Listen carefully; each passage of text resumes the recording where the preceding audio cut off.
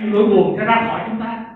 所以因為西一代被蒙， Tất cả những lo lắng ra khỏi chúng ta. 所以因這西一代被蒙， Giờ đây là nơi là thiên đàng ở trên mặt đất.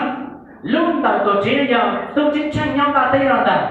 Anh chị em ơi, đây là sự quý giá mà chúng ta thờ phượng Ngài. Chỉ có biết đó là nói để kho tranh chính chỉ nhận bây giờ.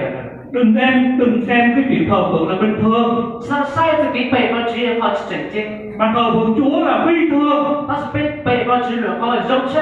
Đó là ân điển. Kho như kho có một món là bề. Bởi vì có nhiều người muốn thờ phượng Chúa không được thờ phượng Chúa. Trong có là muốn tao tụi này sáng bề bao chỉ là muốn tới cho tao bề bao chỉ. Hallelujah.